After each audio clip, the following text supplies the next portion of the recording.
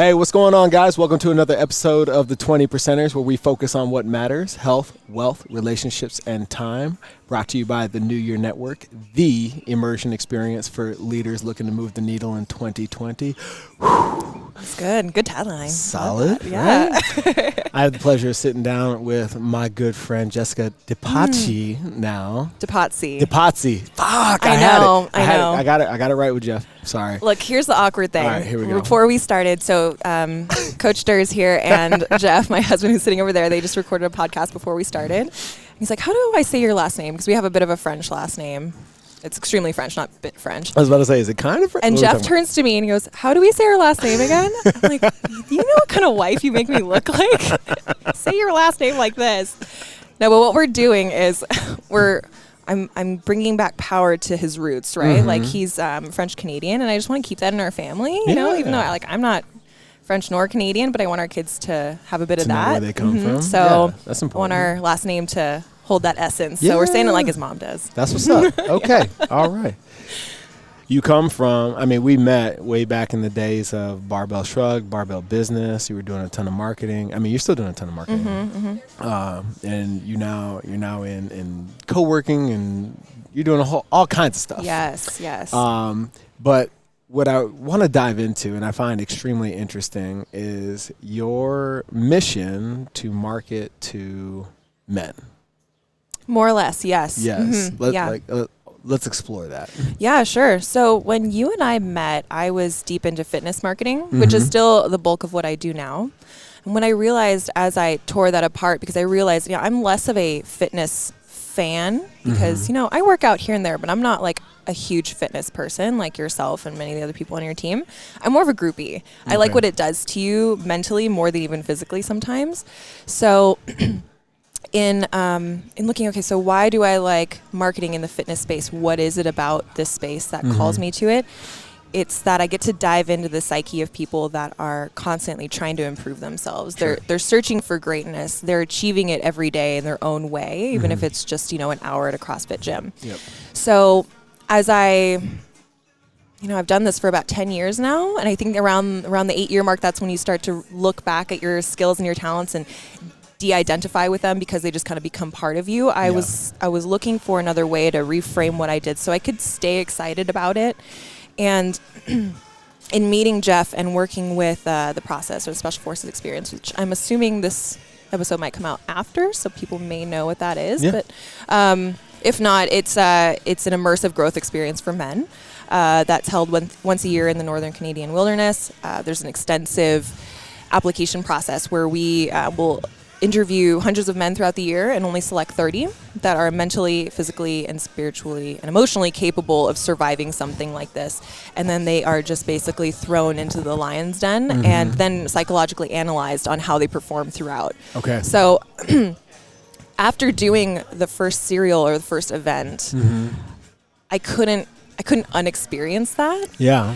And what I realized was in just fine-tuning what I love about marketing in the fitness space has to do with men in particular, which was really interesting because as a non-man, right? Like a non-man. Yes. Somebody who identifies as a non-man. As a woman. Woman, yeah, that's another way to put it if you like. So, I just became really enthralled with this other side of humanity. Yeah. That I've actually realized, I've always been really interested in what makes men tick. Because when you are talking to a man that's really in tune with himself, who knows his purpose and knows his life work, it's like one of the most magical experiences that you can have as a person. And so I find in the fitness space, working with leaders in the fitness space like yourself, these men are on this completely different level of servitude. And then they also work in this suffering, this physical pain aspect to it that is very, has a lot of masculine energy around it. Lots of women, myself included, I love CrossFit. We're attracted to that kind of leadership style, right?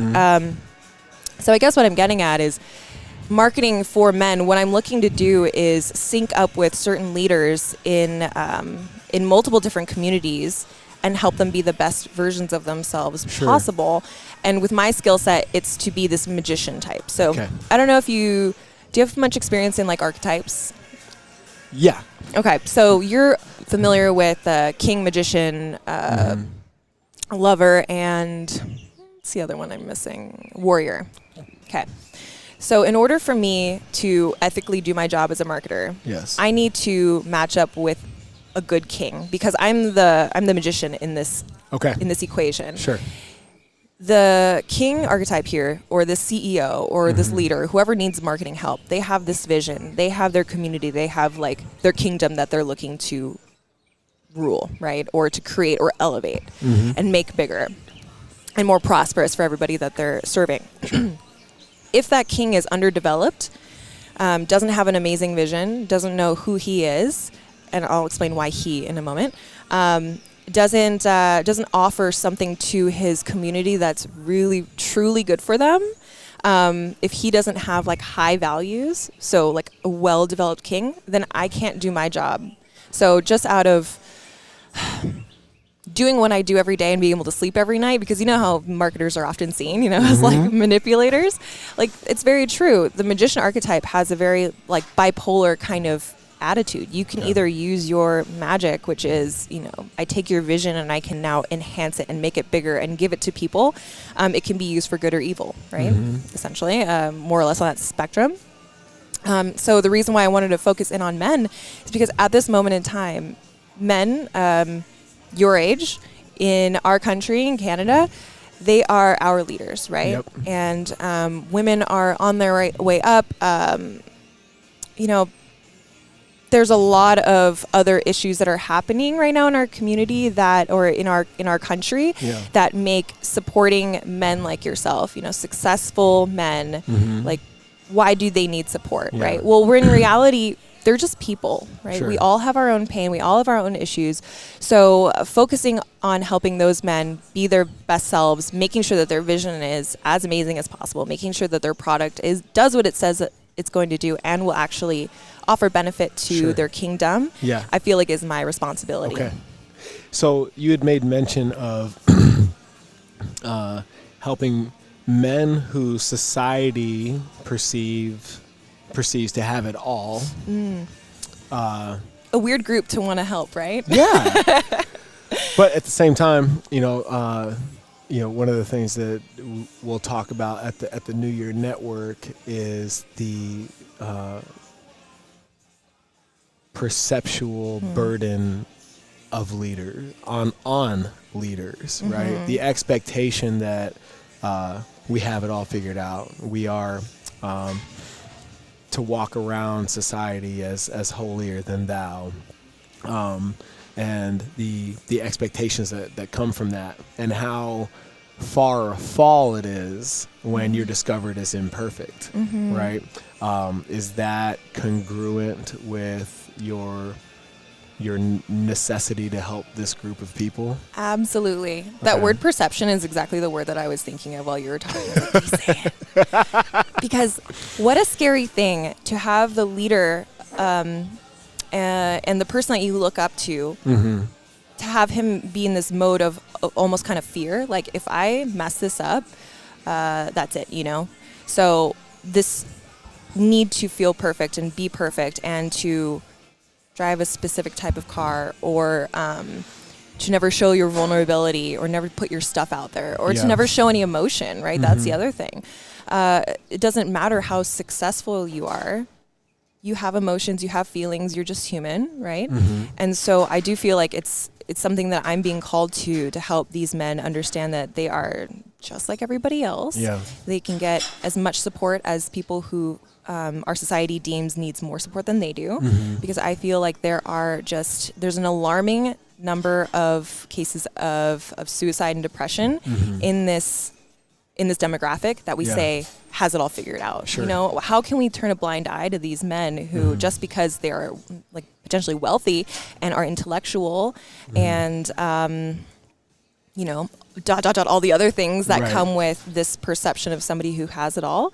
How can we say, well, they should be able to figure it out because X, Y, Z? What raised your awareness of how little support these men who are perceived to have it all don't have? What was the catalyst? How'd you figure that out? It's probably less interesting than you might expect. It was me going to an airport once. And do you have these moments where you just go somewhere and you have a moment of like heightened awareness where everything just kind of looks different and you're like, I'm just alone here and I can see all this as a scene happening around me. There's something important that I need to pay attention to. So I just had one of those weird moments. Yeah. I call it my itchy feeling. I don't know. Okay. I don't get itchy, but it's just one of these like, oh God, clutch myself. Right. Nobody can see me, but I can see everything. Yeah. Yeah. Yeah. One You of those become weird invisible in the room. Super. I'm getting goosebumps. That's so weird. Yeah. I love when that happens, but it also gets me kind of funny feeling. So yeah, I was at the airport and I see, I just kind of like scanned, and you know those weird moments where you see that everybody's on their phone, it makes you kind of sad, right? Yeah. Well, in this moment, I, for some reason, like lit up were just these middle-aged men that were hunched over, small, looking at their phone while their families were talking among themselves, you know, and I just felt like, that's so sad. Like, what's going on here, you know? Yeah. All these people are going on a vacation that most people could probably never afford. So who cares about that guy, right? He's living a life that many people in the world would die to live. So who cares if he's sad? But I just saw this sadness in so many of these men who, I don't know, it just kind of spoke to me. And I was like, I need to pay attention to this. Okay. And that happened quite a while ago. And it didn't really, you know, as life goes, it's not just one thing that happens, but all these little things that started happening to me. Like every time I would go into a Borders before like audiobooks were really a thing, you know, you go to a bookstore, I would be called to the self-development area because I just felt like something's missing in my life. And I was called to the men's section for some reason, you know? I just kind of wanted to understand, like, what's my partner about? What was my dad about? Because I kind of felt like I knew myself, but I didn't really know other people around me. So I thought, okay, I'm going to start with the opposite of me, which is a man. Yeah. And so, I just kind of developed this interest in the other. I mean, you're versed in archetypes. I also know that you understand energy, you know, through some of our previous conversation at the Barbell Mastermind and whatnot. What is it about these high-powered men, right, perceivably? What is it about their energy that breeds that lack of support? Because there's that introspection, but also that projection that is, you know, creates that barrier. Like they either appear to not want or need the help, but at the same time, that's also the message that they may be giving off. Yeah, it's interesting. So the thing that comes to mind is an underdeveloped warrior side. Okay. That's something that comes to mind. Sure. These men are used to being like strong. They're used to having a presence, or at least faking one. They're used to having fun when they're younger. You know, this is like the Western man, the cowboy, right? I guess you can think of like him like that. Okay. When it comes to actually fighting for something, I think that's where something is lost and lacking in our modern man. I think back to like the things that young boys used to do to become men in the past, right? Like joining the military. The rites of passage. Yeah, exactly. Yeah. Joining the military is a great one. It's a classic one. And then some of these tribes where going to war was less common, you know, they would have these incredibly dangerous feats that they would go through. These crucibles. And I think for the Western man, your rite of passage was going to the military, like, you know, not very long in our past. You know, that was the thing that you did. Right. And then now in this modern era, men have less what they would consider a purpose. What they're here to do is really fuzzy because their wives are self-sufficient. They're totally equal in so many of the ways that traditionally men and women have not been, right? Like we are our own providers. We can get ourselves pregnant in whatever way possible by going to the store or getting it online. I don't know. I haven't looked it up. I don't actually know how that goes, but just go down the street, you know, do something. And then we can protect ourselves, right? So what is the purpose of a man now? And I think it's like that feeling of I need to fight for something, I need to be something, you know, that kind of like angst that would send a man to war, I think is missing right now. And I think that's showing up as depression. Something that you guys were talking about earlier was PTSD or like depression in veterans.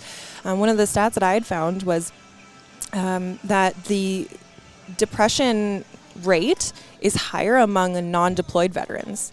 So why is that? Well, answering it most directly, in the time that I served, the expectation was you were going to deploy. So in my generation of service, right, it's like you signed up to do the deal, but you never got to go. Yeah. Right? And there's an element of FOMO, right? If you're missing out, you don't have those stories to tell, you know. You're on the team, but you never played. Oh, you're sitting on the bench. That sucks. I mean, in the most relatable way to put that, you know, I've got buddies that didn't deploy, right? And, you know, I wouldn't say they're depressed by any means, but at the same time, when there's us in the room, they definitely feel less than. Yep. You know what I mean? Yeah. They didn't get to go on their hero's journey, and I think that's what a lot of men are missing. And I think that's why I'm just going to go out on a limb here and assume that this is why you like to help people who are on their journey of entrepreneurship. It's because you're not just facilitating a way for them to make more money and to be autonomous. You are facilitating their human experience and helping them complete that cycle. Because I feel like if men in particular don't complete that cycle, because it looks different for men and women, right? Sure. If they don't complete that cycle of training for something and trying something and failing at it and trying again and getting wise counsel and like going through the whole process, we know how that all goes.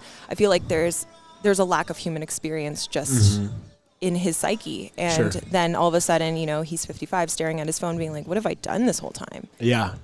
And I think that also conceptualizing it as the hero's journey and even like blocking out and writing down in your journal these certain moments of your life where I think we go through many hero's journeys, right? Like, absolutely. You had one, I'm sure, when you were growing up where it was like teenage years, you're like, woo, like many of those, right? Right. Military was probably one, having children, meeting your wife. Yep. It's all a series of trials and tribulations, meeting foes and friends and learning more about yourself every time you got back to the top of that cycle. Yes. Yeah. And we live in a admittedly like artificial world now where we can become quite successful fairly easily.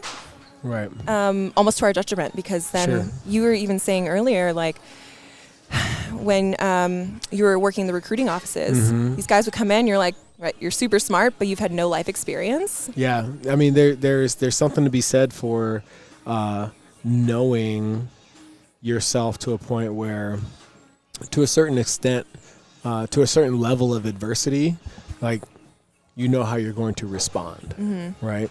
And what I would experience in the recruiting offices, I was interviewing candidates for ROTC scholarships and stuff like that. These kids come in completely dedicated. It's the opposite of extreme. It's the opposite extreme of sports specialization, right? Where you're so committed to being the quarterback, you're now missing some very critical skills in the game of football, right? Where these kids are so far to the other end of the spectrum academically, right? They took nothing but AP classes. They literally got a perfect score on the SAT, you know, like they did all those things. They were in every club, right? That was their extracurricular. But like in their universe, none of that is hard. Yeah. You know what I mean? Like, there's the pressure of acing a test, but there's really no negative ramification to the result, right? Yeah. Whereas losing a game, coming up short on the expected donation in a fundraiser, whatever, it's really soft padding if you fall, right? Yeah. So I would sit in these interviews and I'd be like, you know, one of the questions I'd ask these kids is, explain to me a certain experience you've had where you had to overcome adversity that, based on what I see on the resume, didn't have to do with what's already on there. And by and large, they had such a hard time answering that question without having to, like, make shit up. Yeah. You know what I mean? Like, use a lot of excessive adjectives to make it sound tougher than it really was, right? Excessive adjectives. You know? Those are the worst. You know, they wordsmith the shit out of their story. Whereas, you know, I get the captain of the football team, you know, above average grades, has a job because his parents don't make enough money. You know, so he's self-supporting in the sense that, like, the clothes he's wearing are the clothes that he bought, right? He just so happens to be an Eagle Scout. Like, this kid can juggle some shit. You know what I mean? Like, he can overcome adversity and maybe not excel, but at least succeed, right? So I know from having served that kid is more equipped to succeed in a life or death situation than the one trick pony that is either the jock with horrible grades and no extracurriculars, or the kid who's committed to academia and has no social acumen. You know? Yeah. And so I think that's where we're failing in society is, to kind of drive your point home, is we are over specialized is the problem. We have pigeonholed ourselves so that we are no longer effective across a broad spectrum of circumstance. If it's not this, I'm terrible. Yeah. And that's not the real world. It's not the real world. And any methodology that fuels denial or delusion is the enemy of awakening. And I think that that's a thing that happens when you put yourself in adverse situations or you experience them or, like, you know, you don't put yourself through them, but they happen for you, I guess you could say. Absolutely. But yeah, like, you want the kid that's gone through some shit to be on your team. Absolutely. But here's the thing. It's not cool to say you're going through the shit when you're going through it. It's like we all have to wait until it's done. You're like, I got through it. Yeah, so that's a very interesting and very honest point. So, like, how far do you have to be? Like, how close to the finish line do you have to be while you're going through the shit before you kind of, like, pull the veil back and be like, guess what, guys? Ta-da! I've been smiling, but it's been real shitty, yes. You know? Like, oh my God, yeah. It's like, is it too soon? Right. Absolutely. Am I going to completely ruin my reputation right here, right now? Like, you know. And that's how I feel about, like how Jeff and I met. You know, we were talking about the story earlier. I was engaged and supposed to be married in 2 weeks in Hawaii, and then I meet Jeff.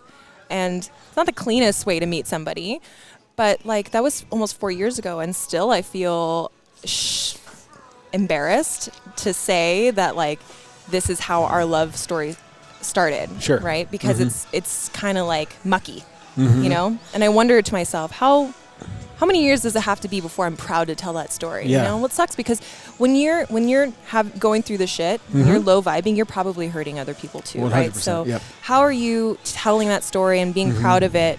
How can you do that, really, I guess, when it's too soon, when you know that the hurt and the stuff that you've put other people through potentially is so close, you know? So I think that could be another thing. And I think the answer to that, when you're talking about the involvement of others, is you can be proud of that story under the assumption that there's closure. You know what I'm saying? If it's open-ended, there's things left unspoken. You know, it's kind of like, can I say that? Like, is that how I'm supposed to tell the story? Oh, but man, you know, yes. if it's, you know, cut and dry, we're good or we're not good, whatever. You know what I mean? Then you can tell the story as it needs to be told. Yeah. You know, as it pertains to the involvement of others. I mean, I was completely shit-faced when I met my wife. And she loved it, I'm sure, right? She was like, who is this fucking guy? And I told her, I was like I knew. See, this is the tale of Nicole and I. I had the benefit of seeing her entire family tree, right? And where you fell in love with Jeff and everything that is Jeff, right? I got to see everything, like Nicole's ethos, right? Her parents are happily married. Like, the family is tight. Oh, that's great. All the cousins know each other. Like, so I know that even if it's at a subconscious level, right, what her expectations of family are, right? And I'm completely on board with that shit. And she just so happens to be hot. She's educated. She's all the things, like, as an individual, but, like, all the extra shit. You know, they say, like, when you marry somebody, you marry their family. Yes. I was like, I could do that. So in your shit-faced state, I'm sure you conveyed all of that so well. Terribly. Horribly. And I was like, you know what? I think I fit in this thing. The funny thing is, her Aunt Patty is my biggest fan. She's like, I don't know what took you so long. You know? That's so great. It's always good to have a coach on the other side, right? You know what I'm saying? I'm glad I had an advocate, because my boy Steve was like, hey, you remember my crazy fucking friend? He kind of likes you, you know? Steve, God damn it. Yeah. And Steve's wife, Molly, so they've been together since I've known Steve, right? I was wild and single Michael way back when. And so I was the dude. Molly was like, don't hang out with that guy. He's nothing. You were but that trouble. guy? I was that guy. I can see that. So, you know, it was a little up a hill climb, but, you know, we got to the summit. We made it. And, but, you know, like, nobody knew that I was pursuing Nicole.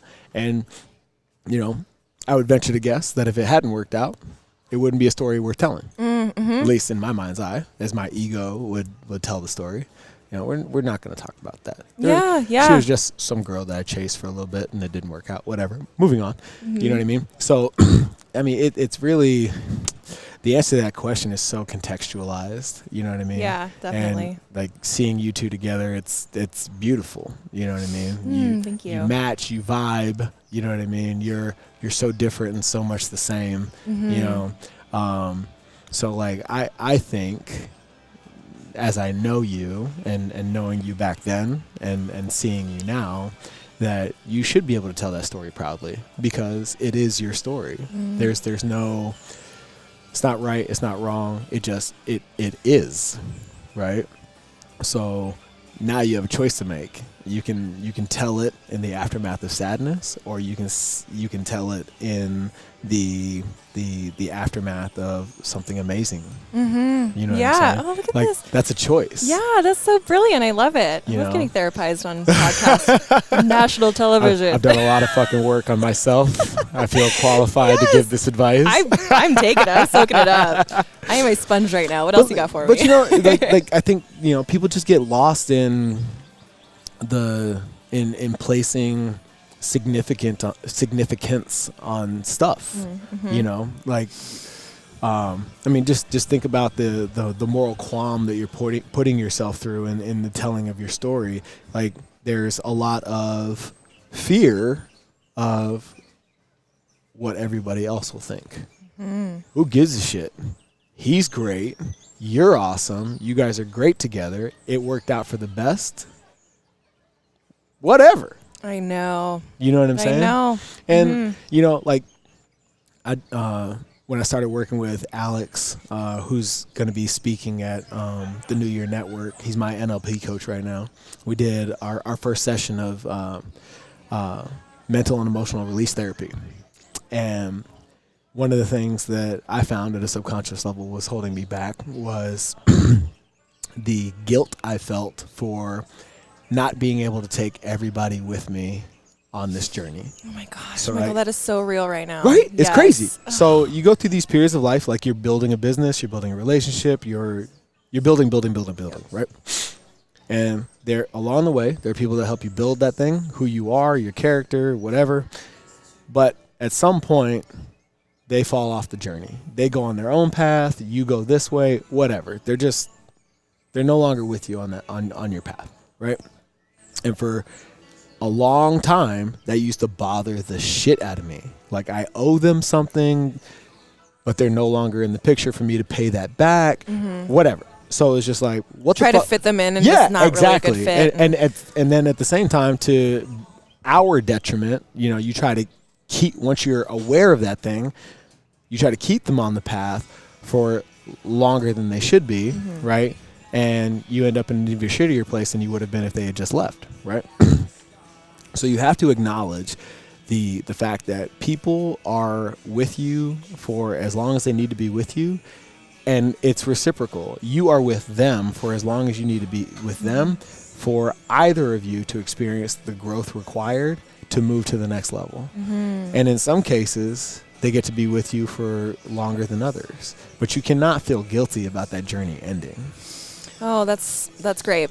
it reminds me of a segment of the hero's journey called the Friends and Foes area, where you're figuring out who your friends are and who your foes are. And it didn't occur to me until you were just saying this, that sometimes you try to fit people in, keep them, right?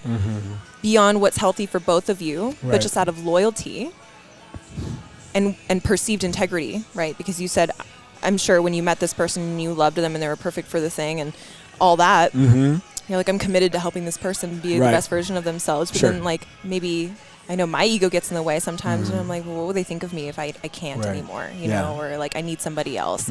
If you keep that person too close to you and you don't let them go, even if they don't want to go, they become a foe, right? That friend that was with you for so long, then weird stuff happens, and then they are recategorized. And I'll give you a perfect example. So we had long since left active duty. This is like 2013, 2014. A buddy of mine, he was living in Atlanta, and he was just hoping beyond hope that this toxic relationship would work out.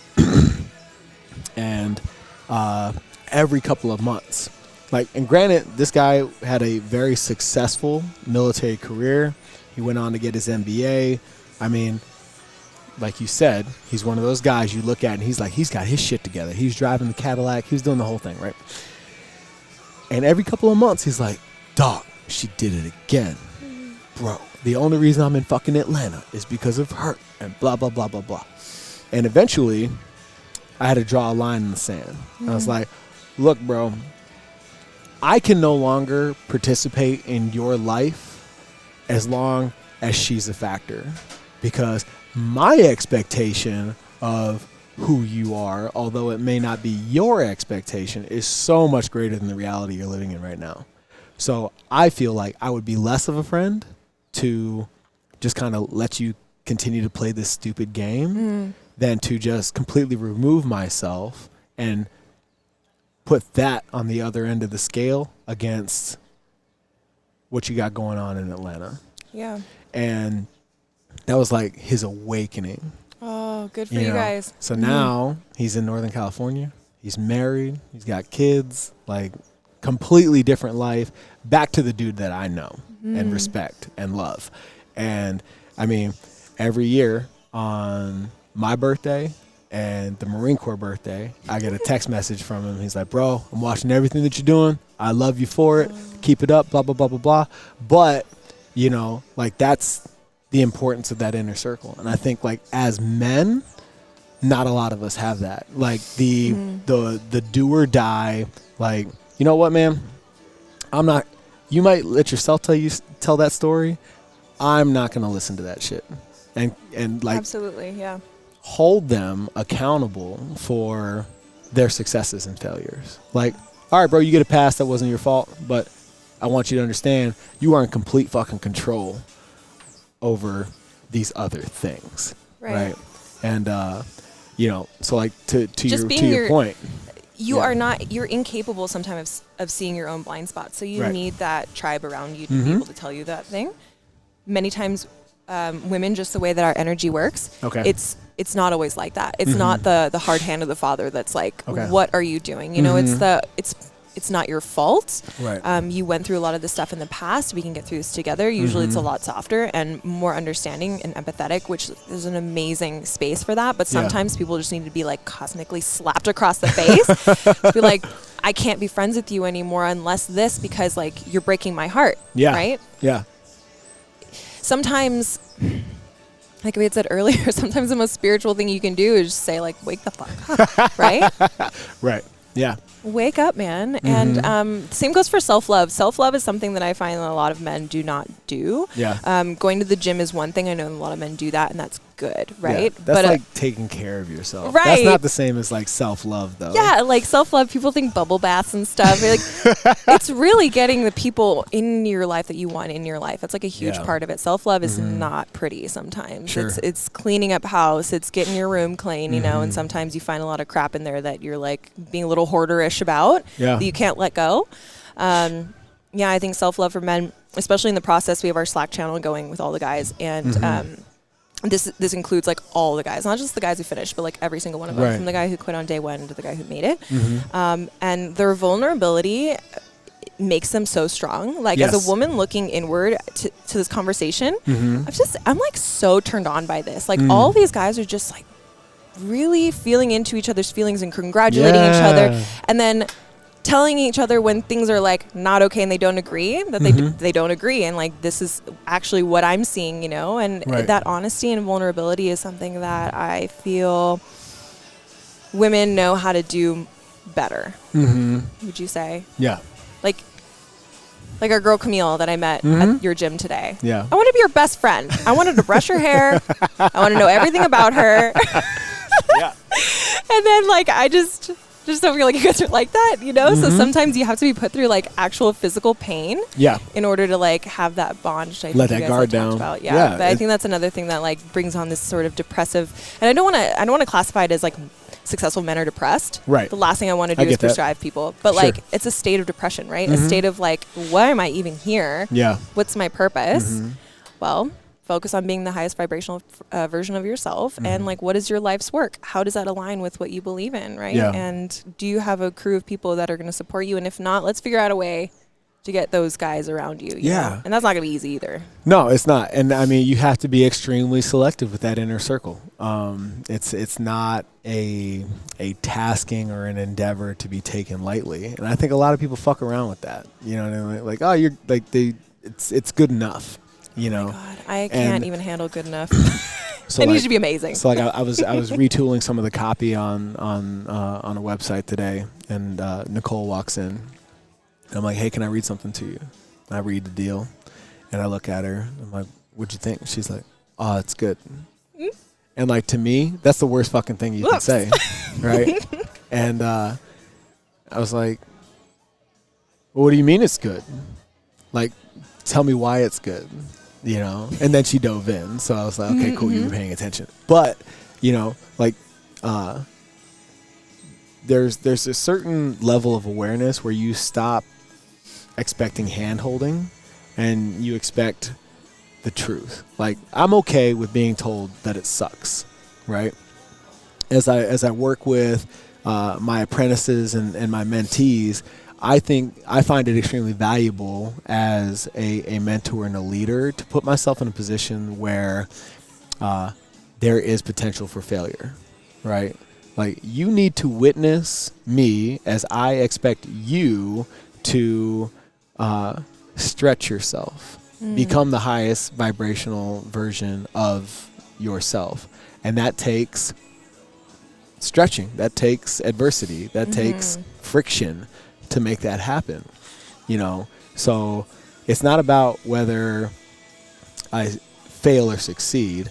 You just need to know that I'm living life by the same standard I expect you to live as your mentor, right? Yeah. And I think, like, as men, the ego is so fucking heavy about only the bright and shiny.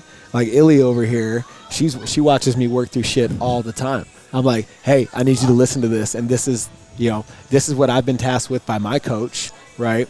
And I feel really fucked up about it, but this is what stretching looks like for me. Right? What stretches me isn't the same thing that stretches her, right? But she needs to see that I'm also being stretched, right? And I don't think there's a lot of that happening in society now. Yes. Everything that you're reading right now is about moving forward. Just do the hard thing. Just keep marching. Deep, deep, deep, Hustle, right? hustle, Just keep hustle, swimming. hustle. Yeah. And it's like, Just keep swimming. Yes. Dory reference. Oh, how do you know my kid is 3? Fuck. hello, Dory. It's like moving backwards in our society today. You know. Anyway, it's seen as bad, right? Like, but it's not. When you think about any progression forward, it needs to have some kind of backwards traction, like when you fire a gun or like you shoot an arrow, right? There needs to be backwards movement and tension and friction and like hard stuff before you can let it fly. Sure. And it goes, right? Yeah. If you just that thing is just not going to go very far, right? Yeah. I feel like that's kind of where we're at right now with this concept of failure and like doing the hard thing, you know, and, well, if you and look showing at it. If you look at it in terms of stages of learning, right? That highest level that is unconscious competence, right? If you live there, you will cease to improve, right? But if you take a step back intentionally into that space of conscious competence, right, where you're now paying attention to, you're no longer living in the space where the result is the result you desire. So like it's absent of process. Like, okay, I made the lift, we're good. As opposed to going one step back in the evolutionary process where you're like, but how did I pull the bar? Right? Yep. Did I rack it? Were my elbows fast enough? Was my squat deep enough? How was my footwork? And you start beating the shit out of the details for a little while. And then you go back to, okay, I'm getting the result I want. But it's cleaner. Right? How do you work that into your professional process? Holy shit. I always have a coach. Right? So as recently as 2 years ago, I was working with a guy named Brandon Pride, who was helping me find the value in the numbers of my business, cleaned up my books and all that shit, right? This is how you run your books. This is how you run your business by the books. Cool. After that, I started working with Ken Kilday, new tough leader. He's also speaking at the New Year Network in organizational development. He helped me. He did a 360 review of my entire organization, interviewed me in terms of my goals and my vision for the company. But then he interviewed every single one of my staff as a means to find out, A, are they the right people to have in the organization? Are they in the right role? And do they understand what the fuck you want as a leader? Oh my gosh. Right? Oh my gosh, that's good. Super hard, right? lot of friction created in that experience, but all for the better, right? After Ken and I finished our work, I started working with Alex on like all the bullshit that I have that nobody else can control, these limiting beliefs and whatnot that I need to overcome to move the needle, right? And through my work with Alex, I was challenged to make 20%ers a thing, right? The transitional opportunity presented itself. Jeff and I parted ways on Feed Me, Fuel Me. I was able to create realignment, blah, blah, blah, blah, blah. All that came with Alex, right? So like those are the guides in my hero's journey as I move from one level to the next that are always in play, helping me expose my blind spots and whatnot. Aaron, who's also speaking at the New Year Network, long time ago at the Barbell Mastermind. I mean, he gave me probably the most valuable nugget I have in my professional career, and that was trajectory over velocity. When you're 5 days old with 5-year expectations, it's like, just slow the fuck down. You know, you don't want it fast. You know, you want it sooner than later, no doubt. But if it all came to you today, would you be prepared to handle it?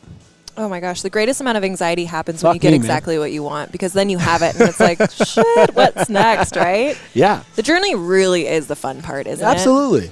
You know, that's where all the growth happens. That's where like all the cool stories come from growth. Like I don't tell my favorite stories of my military career have absolutely nothing to do with the day-to-day of my job.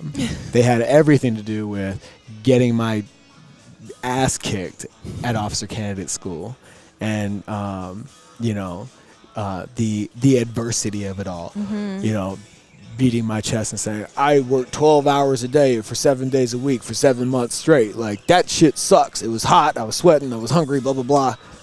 Those are the stories I tell. Yeah. You know what I'm saying? Like, that's cool, right? It has nothing to do with like the accolades, you know, or the medal I got to the ceremony fleet, you know, and I got these medals and like whatever. You know, like nobody tells stories about that shit because nobody cares. Nobody cares. It's so funny because at the end of the day, we kind of feel like people care about it, but like we all need to be real with ourselves. Nobody really cares about it. So let's stop worrying about the degrees and the things and the this and the that. Yeah. Like focus on your stories, focus on telling your story well. Yeah. Because that's another skill set that I think that everybody is lacking now is the ability to be a good storyteller. It's an ancient skill set that was part of our survival that we've forgotten how to do.